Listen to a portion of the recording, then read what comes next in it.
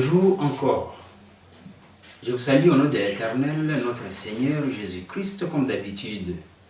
Nous allons commencer une leçon nouvelle aujourd'hui, mais avant de commencer toujours comme d'habitude, nous allons commencer par la prière. Obéissons pour la prière. Seigneur, notre Dieu Tout-Puissant qui est au ciel, nous sommes reconnaissants grandement de ta protection régulière, que ton nom soit glorifié. Alors nous allons commencer une nouvelle leçon. Ce sont tes écritures qui seront dispensées et vous êtes le premier maître enseignant.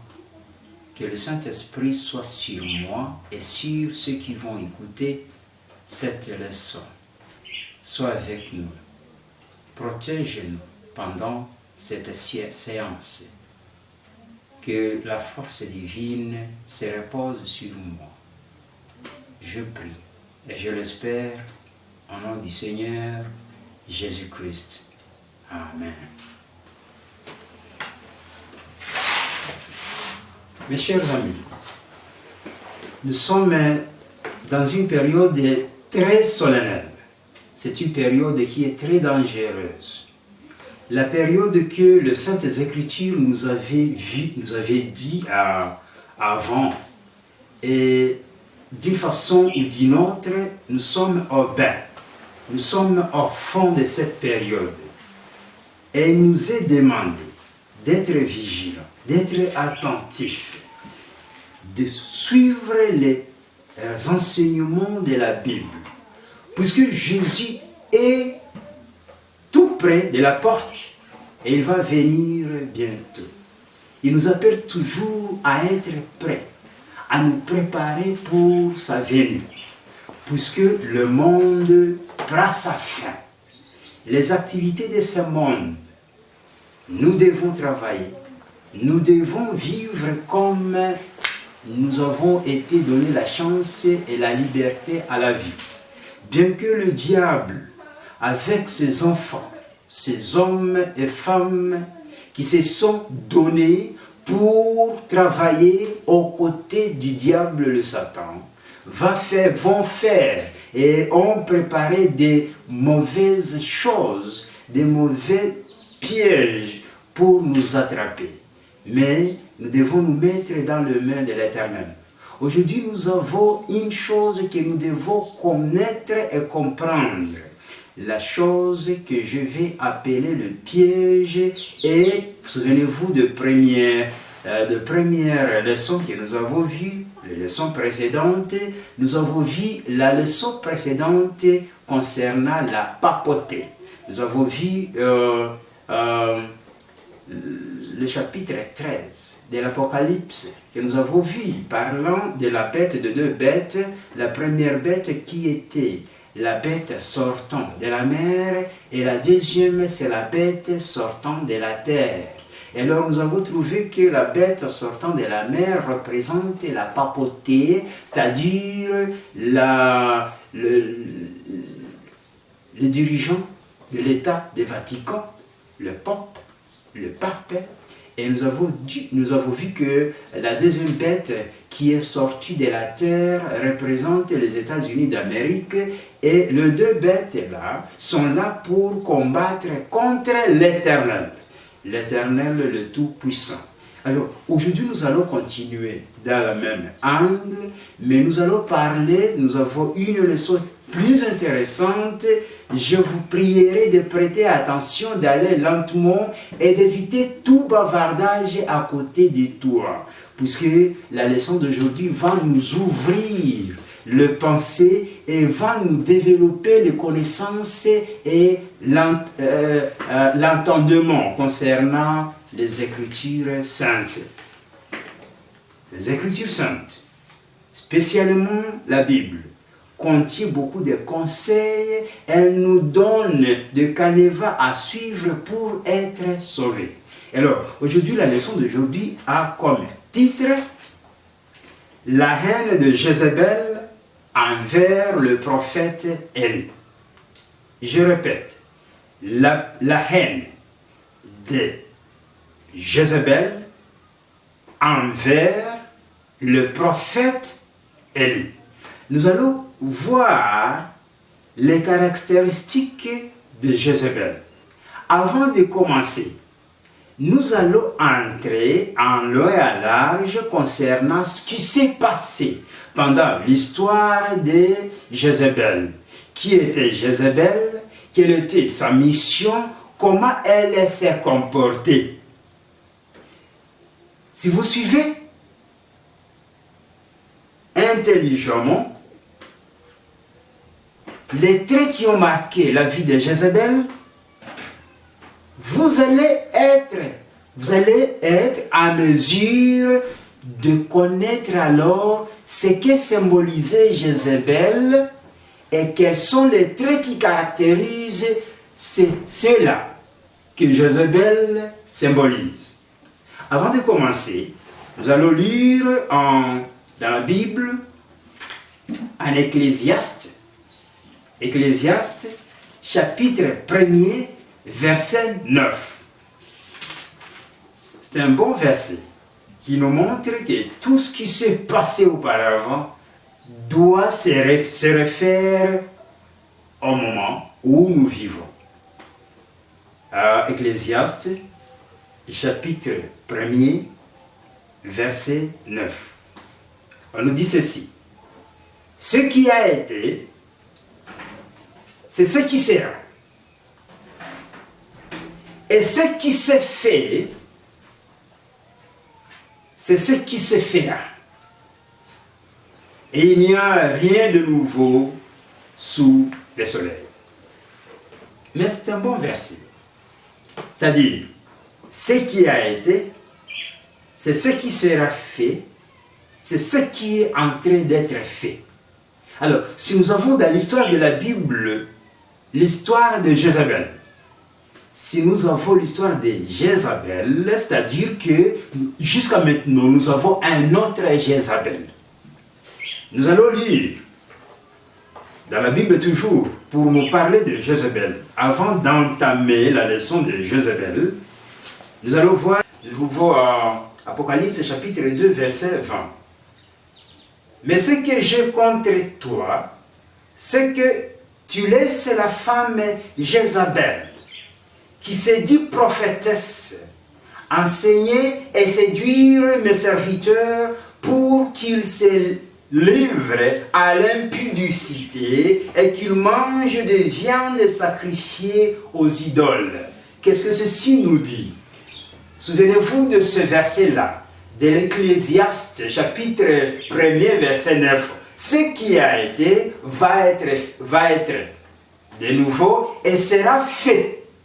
Alors, la Jézabel qui était à ce temps-là, aujourd'hui nous avons la même Jézabel. Et la Jézabel d'aujourd'hui, elle se fait prophétesse, elle incite la population à adorer toujours, mais adorer d'une façon fausse. Alors, voyons ensemble l'histoire de Jézabel. Nous allons toujours utiliser la Sainte Bible et nous allons utiliser l'esprit de prophétie. Je vous invite encore de lire la Bible, d'étudier en priant et étudier l'esprit de la prophétie, c'est-à-dire les écritures qui ont été écrites par Ellen White, inspirées par Dieu. Alors nous prenons la Bible. Nous allons nous baser sur l'histoire de Jézabel et Élie, puisque notre titre se dit « La haine de Jézabel envers le prophète Élie ». Commençons par le premier livre des rois. C'est là où nous allons nous baser aujourd'hui. Nous allons nous baser sur les Écritures qu'on trouve dans le premier livre des rois. Le premier livre des rois. Commençons par chapitre 16. Jézabel. Verset 31, on nous dit ceci. Et comme si c'était été pour peu de choses de se livrer au péché de Jéroboam, fils de Nébat, il prit pour femme Jézabel, fils d'Ethbal, roi des Sidoniens, et il alla vers servir Baal et se prosternant devant lui. Premier point. Ici, on nous parle du roi Akab, puisque quand nous lisons au verset 30, on nous dit Akab, fils d'Omri. Alors, cet Akab a été très mauvais, il s'est comporté méchamment, il s'est détourné de Dieu et il a osé même de dramatiser la chose en allant épouser Jézabel, la fille d'Ethbal.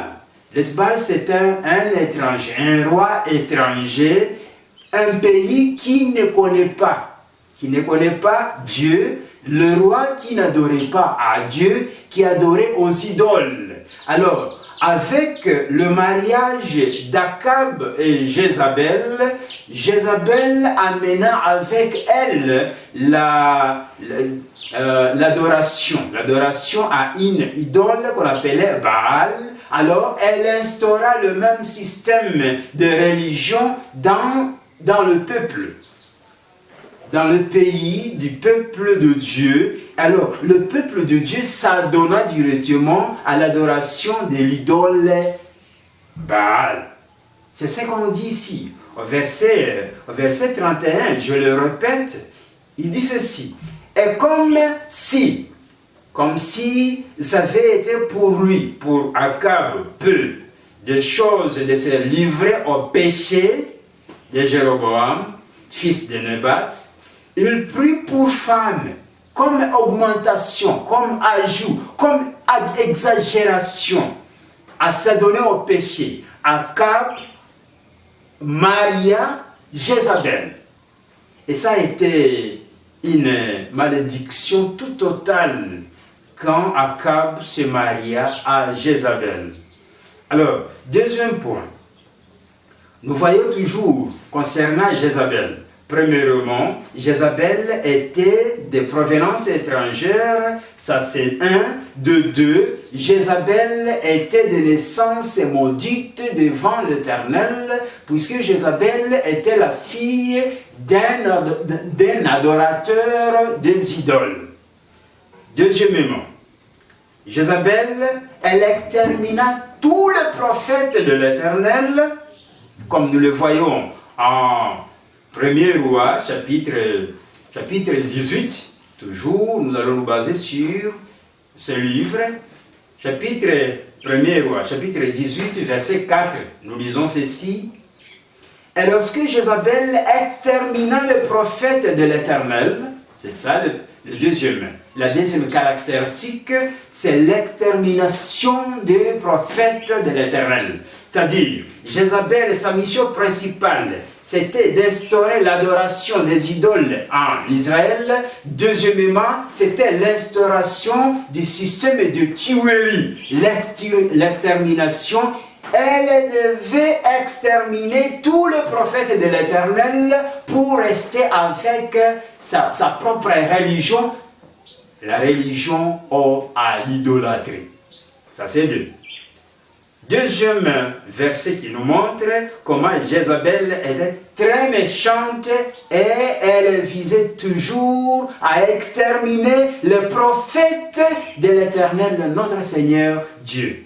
Jézabel, elle suivait toujours attentivement, puisque en suivant les traits qui marquaient Jézabel d'autrefois, nous allons directement changer à les comparer par les traits qui marquent Jézabel d'aujourd'hui. Il suffit seulement de vous dire qui représentait cette Jézabel d'autrefois, et directement vous allez comparer et vous allez coordonner les traits de Jézabel d'autrefois à la Jézabel d'aujourd'hui. Alors, deuxième point qui nous montre que Jézabel était une tueuse.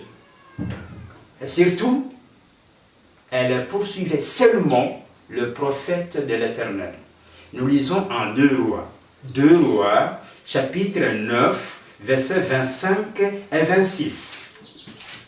Sur le deuxième point qui nous dit que Jézabel exterminait toujours le prophète de l'Éternel.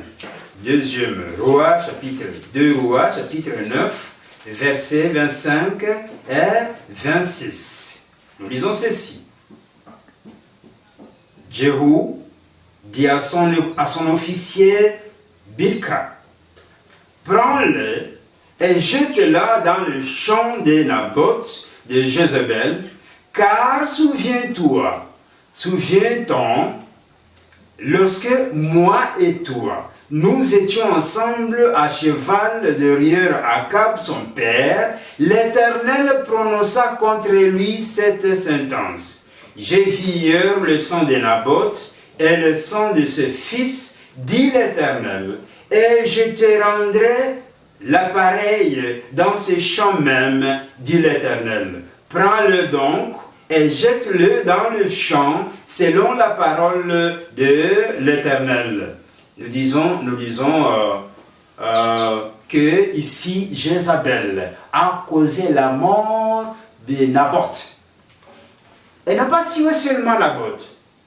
Naboth était considéré comme prophète de l'Éternel puisqu'il suivait les commandements de Dieu. Il obéissait, il adorait à Dieu éternel. Alors Naboth a subi la mort causée par Jézabel. Elle n'a pas tué seulement Naboth, elle a tué Naboth et ses fils.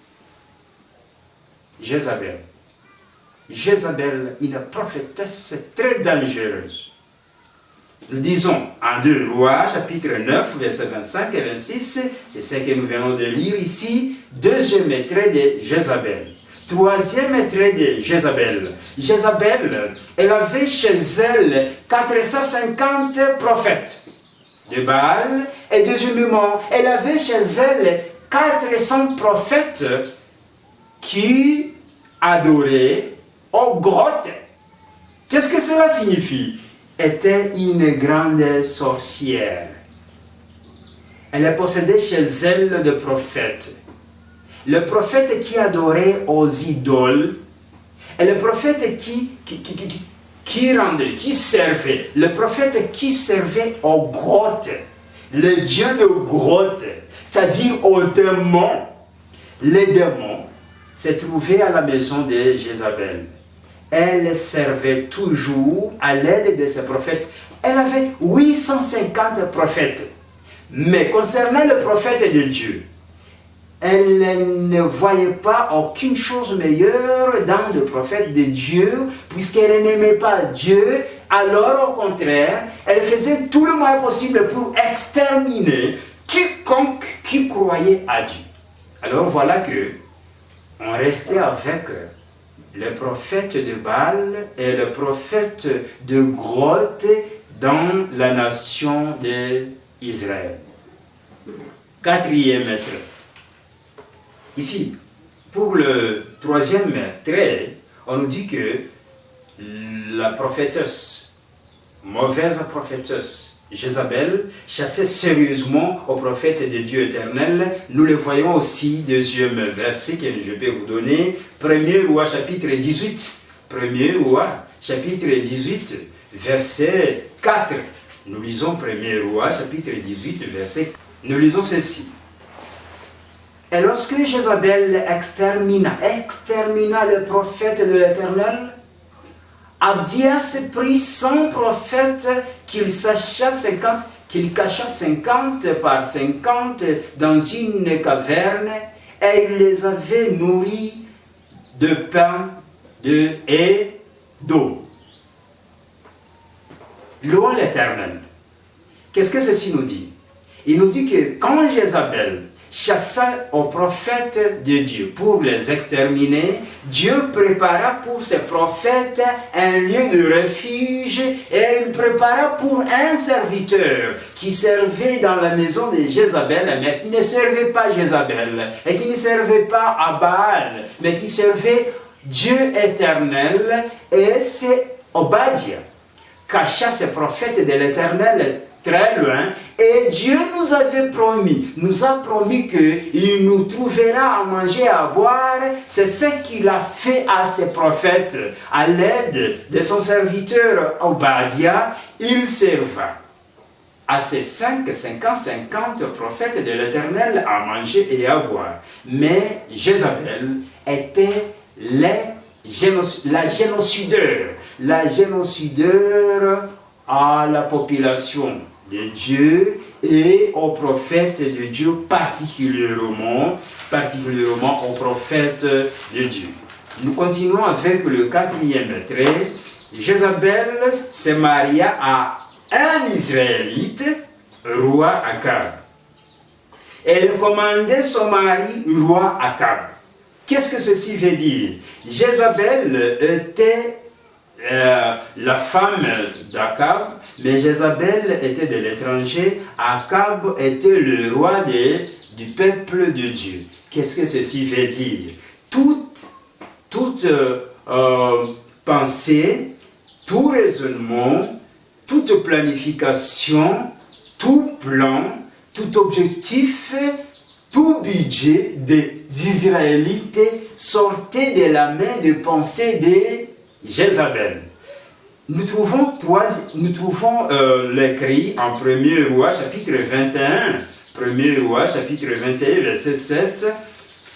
Nous lisons ceci. 1er Roi chapitre 21 verset 7. Nous lisons ceci. Alors Jézabel, sa femme, c'est-à-dire la femme d'Akab, lui dit: est-ce bien toi maintenant qui exerce la souveraineté sur Israël? Lève-toi, prends de la nourriture et que ton cœur se réjouisse. Moi, c'est Jézabel qui se dit, moi, je te donnerai la vigne de Naboth de Jezreel. Qu'est-ce que ceci veut nous dire?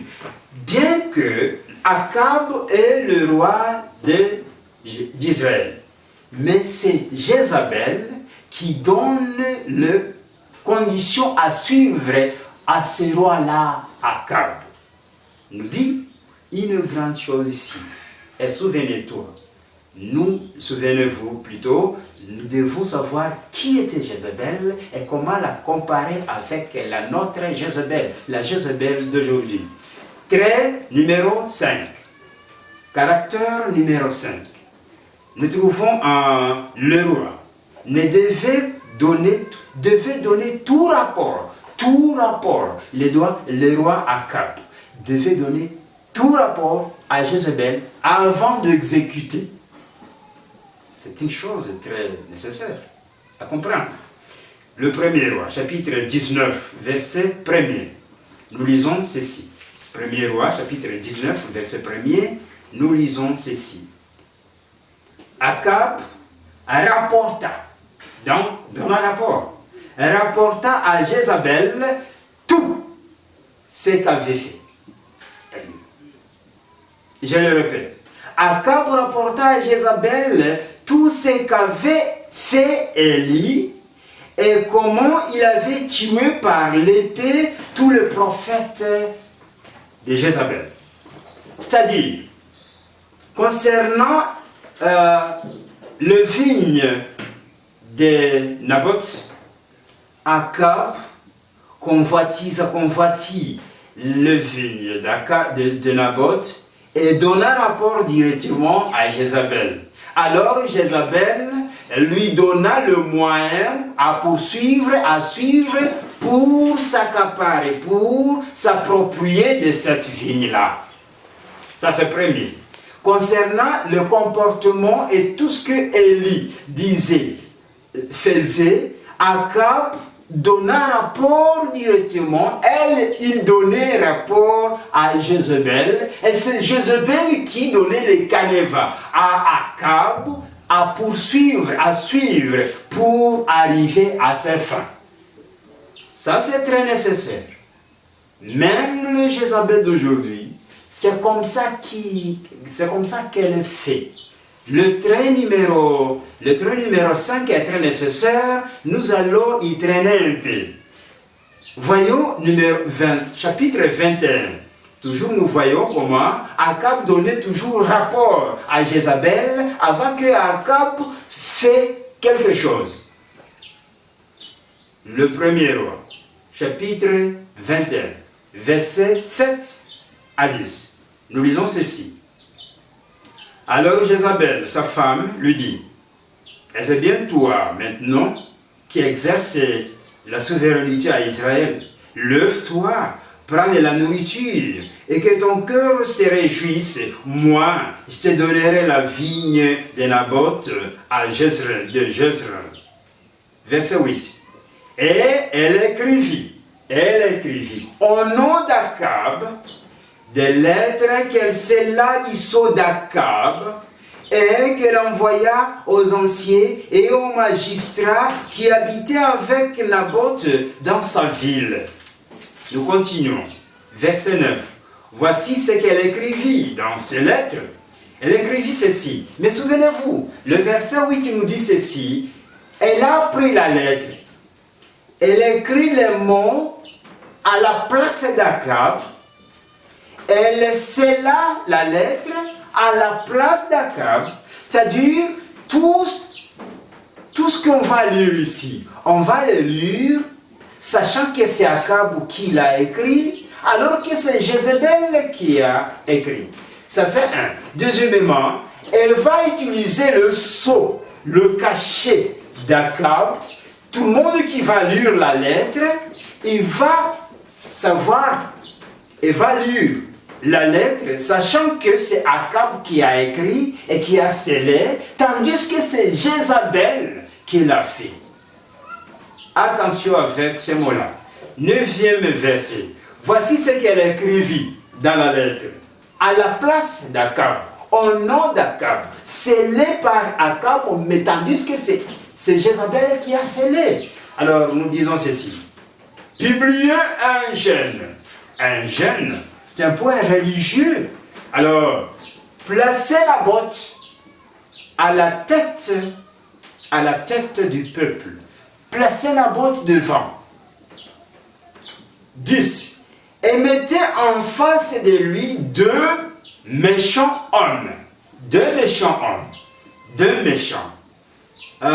hommes qui déposeront ainsi contre lui. Ils vont prononcer ces mots contre Naboth. Tu as maudit Dieu et le roi. En rapport toujours avec la religion et avec la politique. Vous avez maudit la religion. Naboth a maudit, a prononcé des mots néfastes, mauvais contre Dieu et contre le roi. Religion et politique. Puis, menez-les dehors, lapidez-les et qu'ils meurent. Souvenez-vous du trait que nous avons vu. Il chassait toujours au prophète de l'Éternel, à quiconque qui croyait à l'Éternel. Jézabel était prête toujours à exécuter, à tuer. Elle utilisait tous les moyens possibles pour exterminer quiconque qui croit à Dieu. Alors, le trait numéro 5 continue à nous dire ceci, au verset numéro 13. Les deux méchants hommes vinrent se mettre en face de lui, et ces méchants hommes déposèrent ainsi devant le peuple contre Naboth, disant, Naboth a maudit Dieu et le roi. Puis ils le menèrent hors de la ville, et ils le lapidèrent, et Naboth mourut à cause de Jézabel, des mensonges de Jézabel, des instigations mensongères criminelles de Jézabel. Même la Jézabel d'aujourd'hui est très criminelle. Verset numéro 14. Nous continuons la lecture pour voir comment le roi toujours devrait donner le rapport et les magistrats. Numéro 14. Et ils envoyèrent dire à Jézabel, rapport. Naboth a été lapidé et il est mort. On devrait toujours donner rapport à Jézabel, le roi et ses adjoints. Trait numéro 6. Jézabel était la plus rusée à son mari.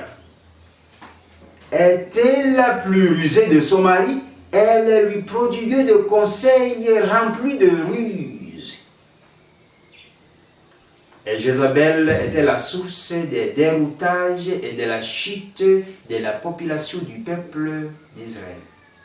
Jézabel a causé le déroutage. La population israélite a tourné les dos pour embrasser la religion de Jézabel, pour mettre de côté la religion de l'Éternel, à cause de Jézabel. La Jézabel, très dangereuse.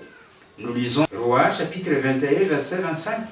Le premier Roi, chapitre 21, verset 25. Nous lisons ceci.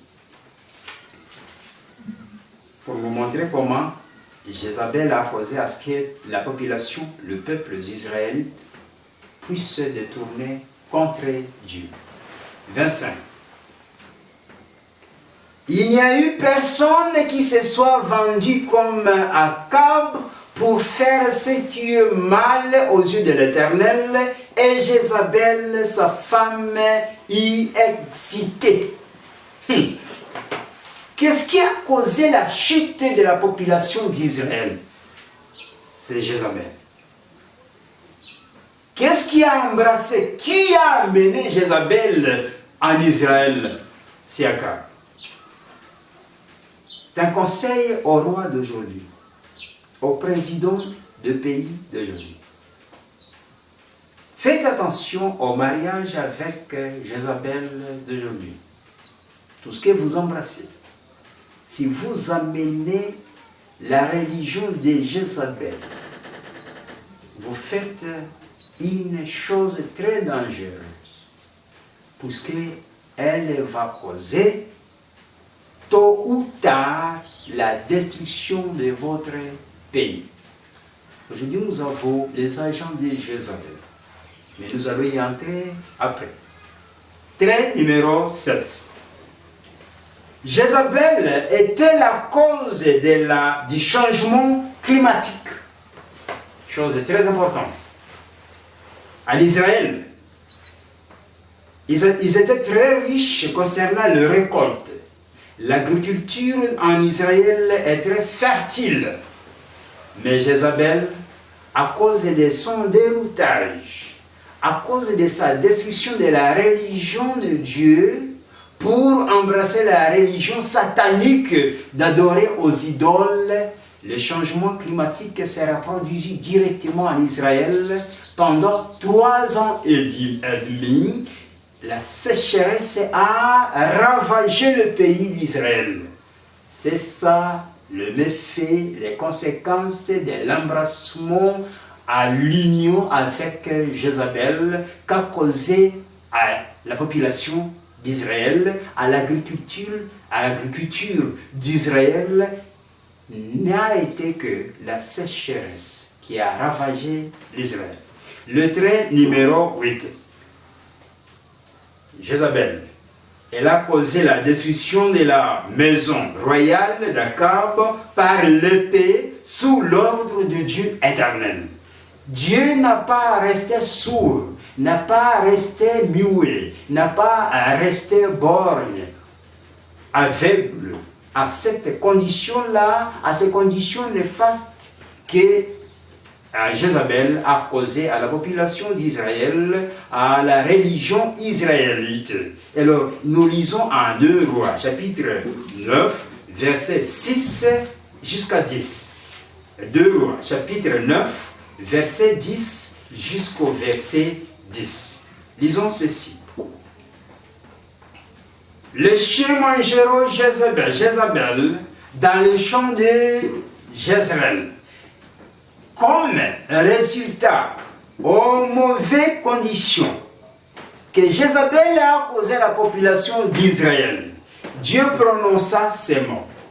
Le mot de malédiction qui devrait arriver à Jézabel et à la maison d'Akab comme résultat à la mauvaise adoration ou à la mauvaise religion introduite par Jézabel dans la population au pays d'Israël. Nous lisons ceci. Le chien mangera Jézabel dans le champ de Jezreel et il n'y aura personne pour l'enterrer. Puis le jeune homme ouvrit la porte et s'enfuit. Verset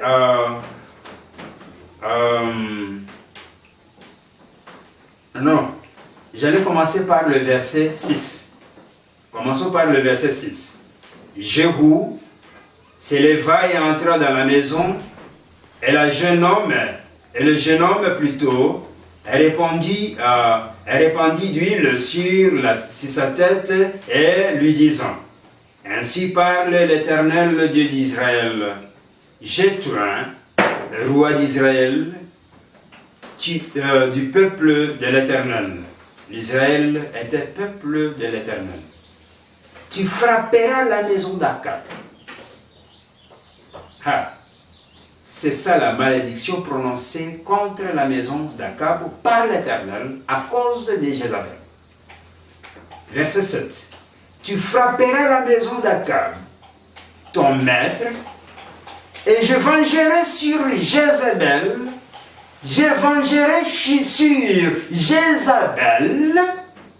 le sang de mes serviteurs, le prophète, et le sang de tous les serviteurs de l'Éternel. Jézabel s'est comporté comme quelqu'un intouchable. Mais Dieu l'observait de près. Et alors la prononciation de la malédiction, de la punition, s'est prononcée directement. L'Éternel voit les Jézabel d'aujourd'hui. Et il va les exterminer toutes, sans exception aucune. Puisque nous devons savoir qui sont les Jézabel d'aujourd'hui. La Jézabel est toujours une. Et la Jézabel d'aujourd'hui est une. Mais il y a une collaboration avec d'autres Jézabel. Petite Jézabel. Alors la prononciation est ceci. La sentence est celle-ci. Verset 7. Tu frapperas la maison d'Akab, ton maître, et je vengerai sur Jézabel le sang de mes serviteurs, les prophètes. Ça c'est un. Et le sang de tous les serviteurs de l'Éternel. Dieu va se venger contre Jézabel d'aujourd'hui. Dieu va se venger. Dieu va se venger contre les Akab d'aujourd'hui qui malmènent ses serviteurs prophètes et qui malmènent les serviteurs de l'Éternel. Vous les faites. Vous vous considérez comme supérieur. Vous vous considérez comme capable de prendre toute décision. Vous punissez les serviteurs de l'Éternel comme vous voulez. Oui, vous les tuerez et ils seront morts. Oui, vous les emprisonnerez et ils seront emprisonnés. Tout ce que vous pensez, tout ce que vous planifiez, sachez que vous le faites et Dieu va vous permettre de le faire. Et ça va se passer comme vous les avez planifiés. Mais faites attention, la sentence va vous arriver. Verset 8. Toute la maison d'Akab périra. L'Akab était roi. Vous, roi d'aujourd'hui, si vous me suivez, ou vous qui me suivez, si vous avez la possibilité d'aller devant le roi, si vous conversez, si vous collaborez avec le roi, faites attention.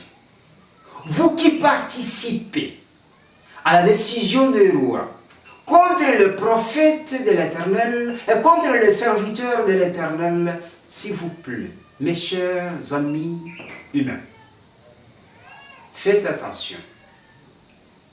Dieu est en train de noter des côtés quelque part. Et vous serez pesé un jour et la sentence sera prononcée. Je continue. Toute la maison d'Akab périra. J'exterminerai quiconque appartient à Akab, celui qui est esclave est celui qui est libre en Israël. Verset 9. Et je rendrai la maison d'Akab semblable à la maison de Jéroboam, fils de Naboth, et à la maison de Baskia, fils d'Achidja. Faites attention. Si vous participez avec Akab, si vous collaborez et vous suivez les conditions, les commandements de Jézabel, Dieu va faire quelque chose, va vous exterminer avec vos enfants, fils et filles, puisque vous les avez conduits dans la barbarie, vous les avez conduits dans un tombeau, vous les avez conduits à être à lutter contre Dieu. Votre maison n'échappera pas. Ça, c'était le trait numéro 8. Alors, il y a la 9e caractéristique de Jézabel. Jézabel était une grande prostituée et sorcière. C'est ce qui a caractérisé Jézabel. Une prostituée, elle était aussi une sorcière. Nous avons une prostituée aujourd'hui. Nous avons une sorcière aujourd'hui qui représente l'ancienne Jézabel. La nouvelle Jézabel d'aujourd'hui, elle est prostitueuse. Ça c'est un. Deuxièmement, elle est sorcière. Nous lisons en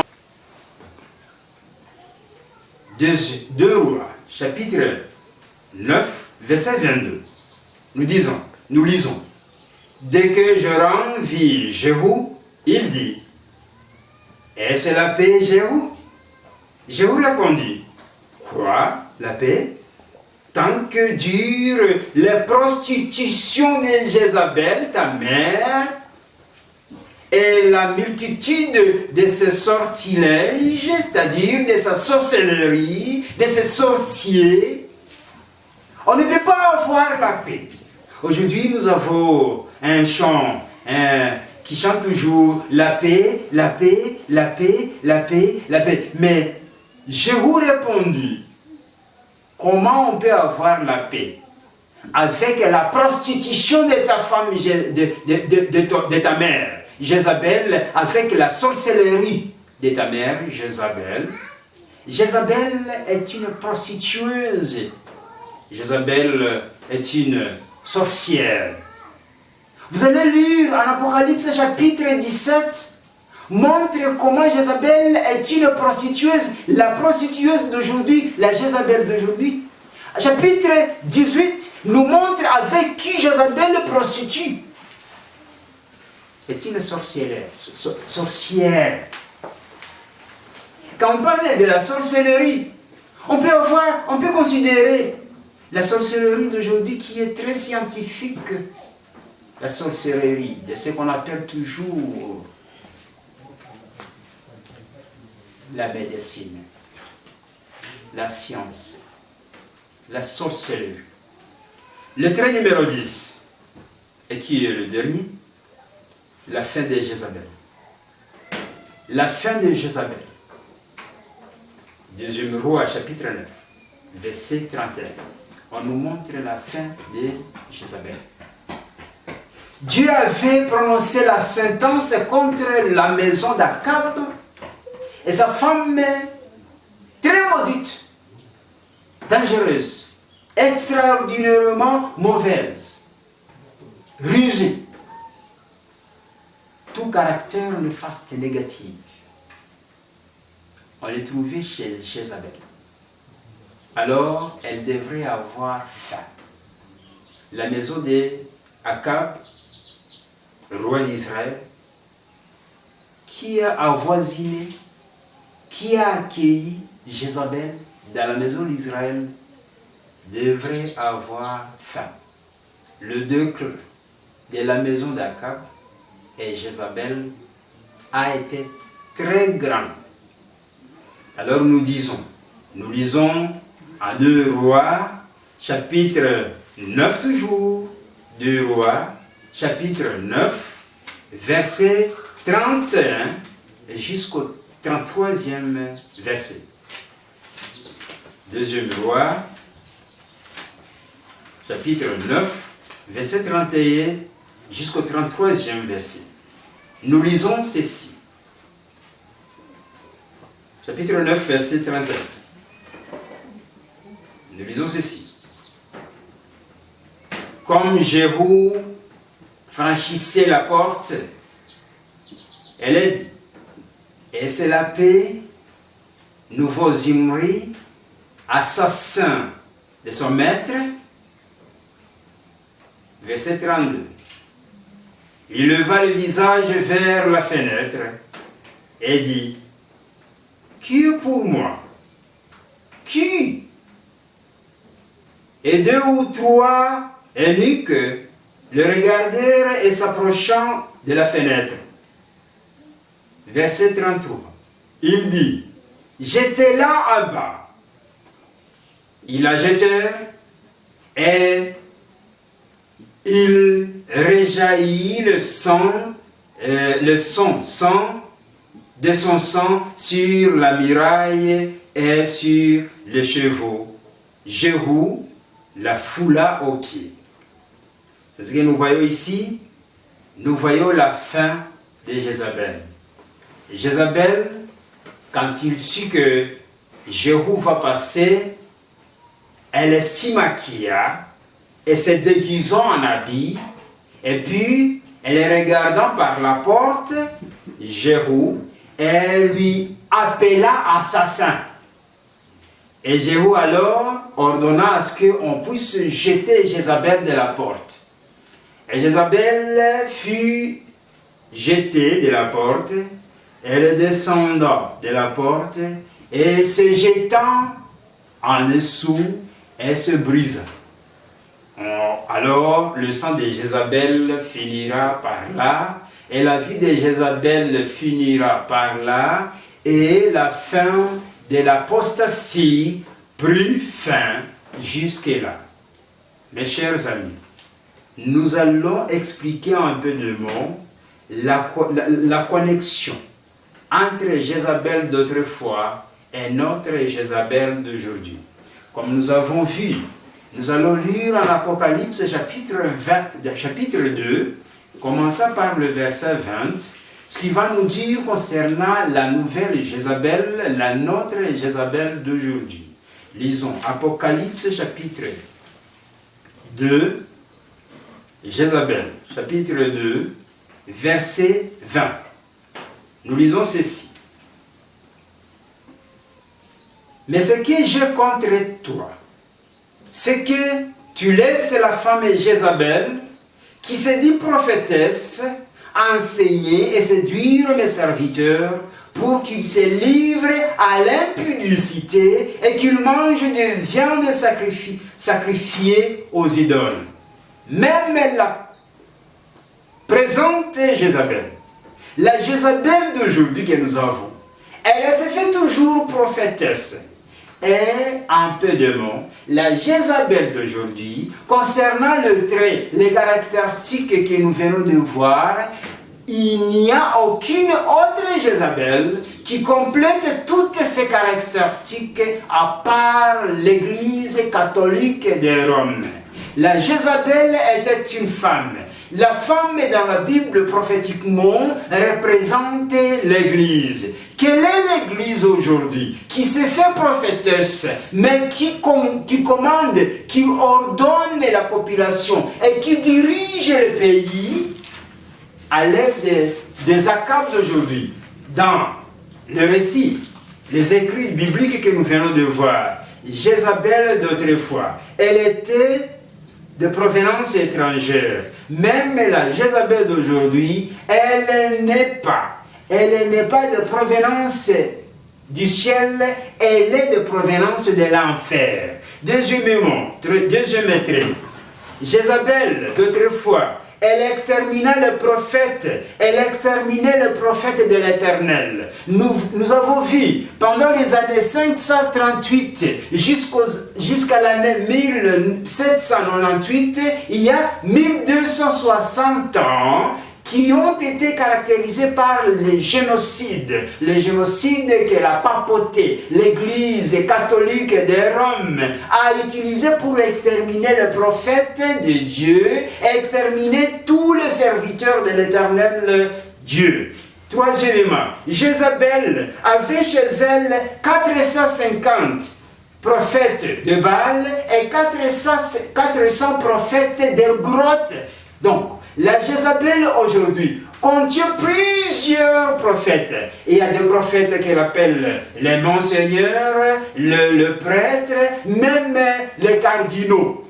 Tous sont des prophètes qui servent à Jézabel, l'Église catholique de Rome, mes chers amis qui me suivent. Troisième, quatrième trait.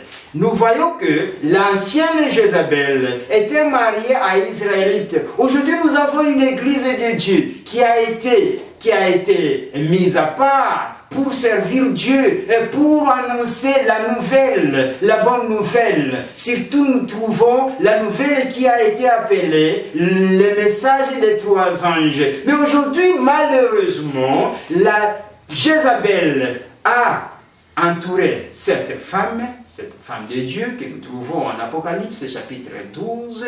Aujourd'hui, malheureusement, nous trouvons que l'église de Dieu, qui était l'église mise à part pour dénoncer la Jézabel, aujourd'hui, ils mangent ensemble.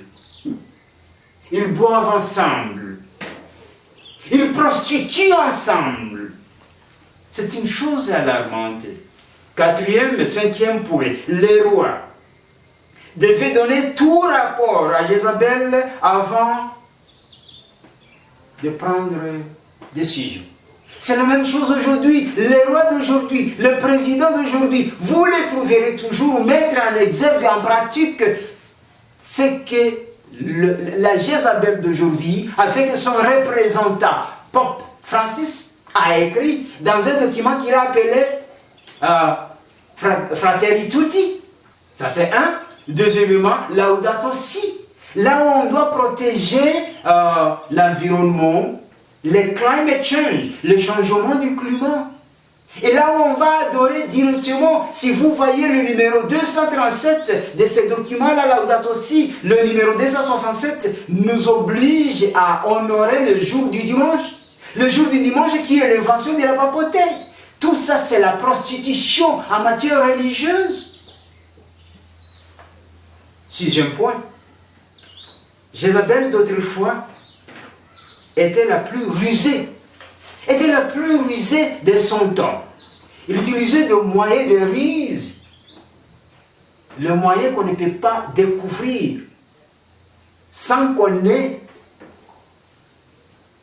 le Saint-Esprit. Septièmement, la Jézabel d'autrefois, à l'époque d'Israël, elle était à la cause des changements climatiques. Puisque la Bible nous dit que, à cause du péché des Israélites, causé par l'idolâtrie de Jézabel, à l'aide du pouvoir de Jacob, à l'aide, en collaboration entre Jézabel et Akab, ils ont causé à ce que la population d'Israël soit déroutée, soit à part, déshonore le commandement de Dieu. C'est la même chose aujourd'hui. Nous avons la collaboration entre l'Église catholique de Rome avec ses filles, comme la Bible nous dit, en Apocalypse chapitre 17. Les filles de Jézabel, qui sont représentées, ce que nous allons voir si Dieu le permet, qui sont représentées par le protestantisme déchu aujourd'hui, ont causé à ce que la population d'Israël subisse les conséquences du changement climatique. Le sol s'est séché, causé par le soleil accablant. Et cela s'est fait pendant 3 ans et demi. Le monde aujourd'hui est en train de subir des conséquences de déshonorer. Les conséquences causées par la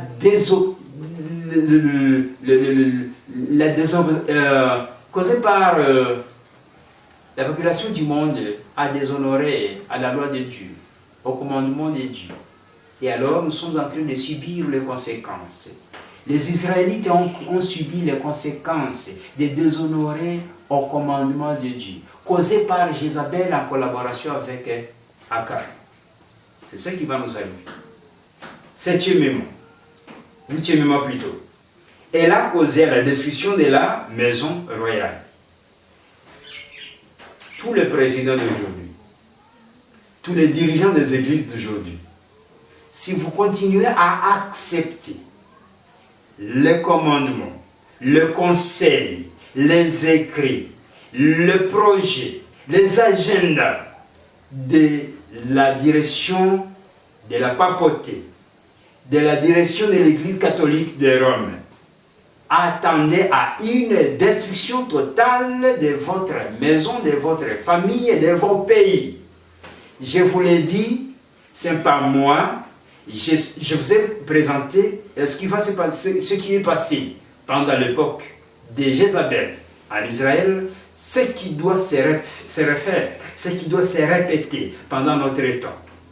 Huitièmement, comme elle a causé la destruction de la maison royale par le paix, et ça a été causé par l'ordre prononcé par l'Éternel, c'est ce qui va se faire pour nous.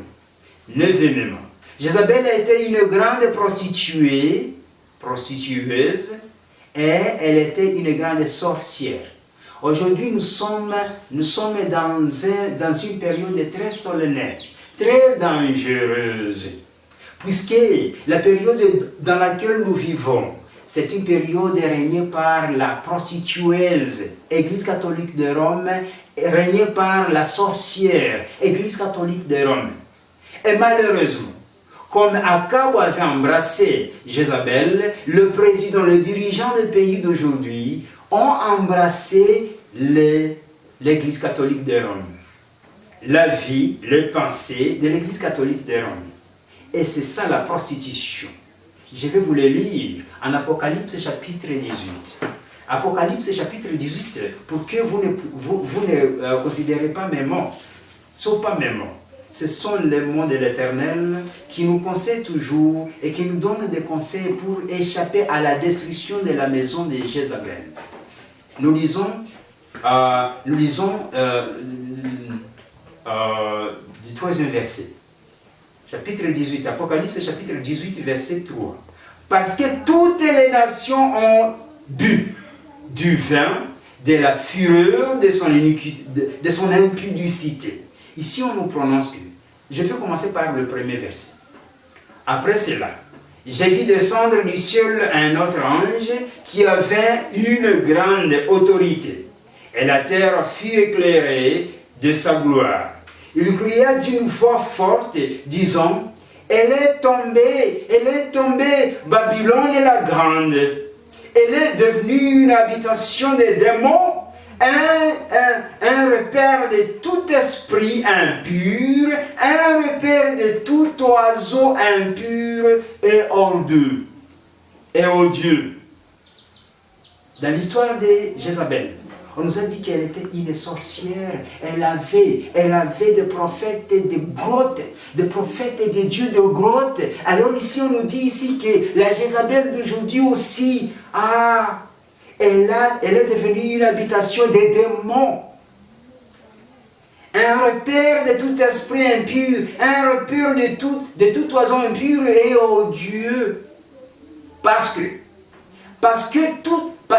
toutes les nations ont bu du vin, de la fureur, de son impudicité, et que les rois, c'est-à-dire aujourd'hui nous pouvons dire le président, le roi de la terre, se sont livrés avec elle à l'impudicité, à l'adultère, à la prostitution, et que le marchand, ou bien le commerçant, et que les marchands de la terre se sont enrichis par la puissance de son luxe. Et j'ai entendu du ciel une autre voix qui disait, sortez du milieu d'elle. C'est ça le conseil d'aujourd'hui, mes chers amis. Sortez du milieu d'elle. Ne s'embrassez pas. Ne vous embrassez pas avec elle. Ne vous prostituez pas avec elle. Afin que vous ne participez point à ses péchés et que vous n'ayez point de part à ses fléaux, puisqu'elle sera bientôt punie. Je vais finir par vous lire quelques mots ici dans la prophétie, l'esprit de la prophétie, dans un document appelé l'instruction. Instruction pour un service chrétien effectif. Nous allons lire à la page 257. 257 pour finir. Page 257. Nous allons lire page 257, paragraphe 2. 257, paragraphe 2. C'est au sujet de la loi de Dieu que sera livré le dernier grand combat de la controverse qui oppose Jésus et ses anges à Satan et ses anges. Et il sera décisif pour le monde entier. Les hommes qui occupent le poste élevé n'ignorent pas, je répète, les hommes qui occupent les postes élevés n'ignorent pas et ne méprisent pas seulement eux-mêmes le sabbat, mais ils encouragent le peuple du haut de la chair à sanctifier le premier jour de la semaine, disant étant de la tradition et de la coutume en faveur de cette institution humaine. Il cite les calamités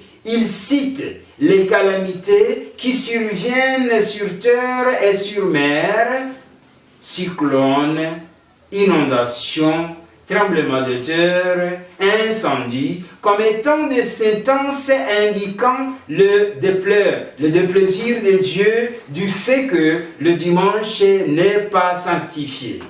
Ces calamités augmenteront de plus en plus et un désastre survenant après l'autre, et ceux qui font fi de la loi de Dieu accuseront le petit nombre de fidèles qui gardent le sabbat du 4e commandement d'être le responsable de la colère répandue sur le monde.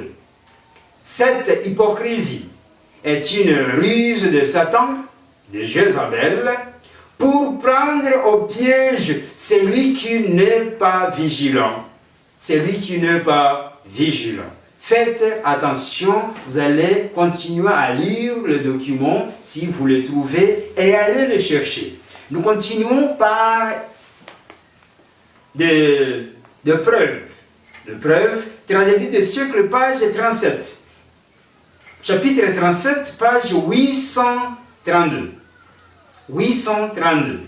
Tragédie des siècles, chapitre 36, page 832, paragraphe 2. 32, paragraphe 2. Je lis ceci. En outre, tout en se faisant passer pour un grand médecin, paragraphe 2.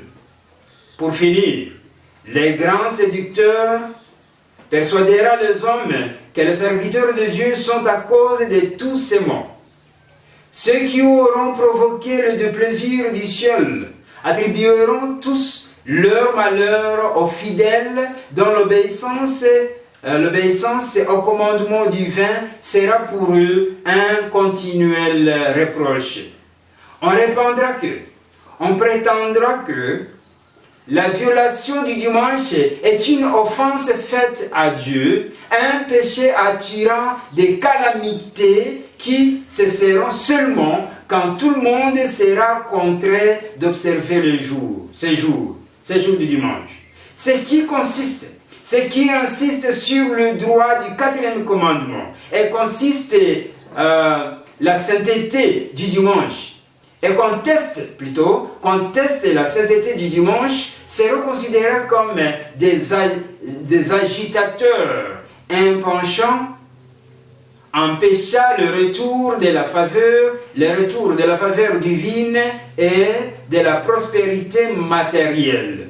Les accusations portées autrefois pour des raisons semblables contre l'un des serviteurs de Dieu seront répétées. Ce serviteur, c'est Élie. À peine Akab aperçut-il Élie qui lui dit « Est-ce toi qui jettes le trouble à Israël ?» Élie répondit « Je ne trouble point Israël, c'est toi, au contraire, et la maison de ton père, puisque vous avez... » C'est toi, au contraire, et la maison de ton père, puisque vous avez abandonné le commandement de l'Éternel et que tu es allé après le Baal. Aussi, les populations, excitées par des imputations calomnieuses, se comporteront-ils à l'égard des ambassadeurs de Dieu comme les Israélites envers le prophète d'élu. La prophète miraculeuse et le spiritualisme. Mes chers amis, arrêtons par ici. Je vous dis ceci, allez lentement, embrassez Dieu, suivez les commandements, obéissez à l'Éternel, obéissez à ses commandements, puisque le temps que nous vivons est très méchant. Je termine par ce mot-ci, que nous trouvons dans Instruction pour un service chrétien effectif. Nous allons voir chapitre 14, c'est à la page 273. 273. Page 273. Et a comme titre Le triomphe de la vérité. Nous finissons par vous montrer que la vérité va triompher toujours. Le scepticisme peut traiter des exigences de la loi divine par la rêverie, la raillerie, la dérision ou la négation. L'esprit du monde peut contaminer la majeure partie des hommes et en dominer la minorité. La cause de Dieu peut demander de grands efforts et des sacrifices continuels. Il n'en est pas moins certain que la vérité finira par triompher d'une manière éclatante. Amen. Je le répète, le scepticisme peut traiter des exigences de la loi divine par la raillerie, la dérision ou la négation. L'esprit du monde peut contaminer la majeure partie des hommes et en dominer la minorité. La cause de Dieu peut demander de grands efforts et des sacrifices continuels.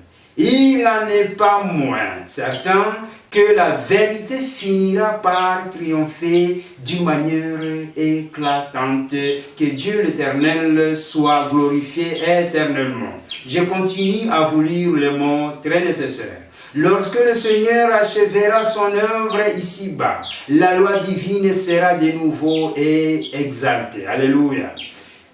La fausse religion peut devenir universelle, l'iniquité abonder, l'amour du plus grand nombre se refroidir, la croix du calvaire être ignorée, et les ténèbres recouvrir la surface de la terre comme un suaire.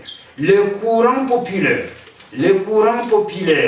peut se déchaîner violemment contre la vérité. Des complots répétés peuvent se tramer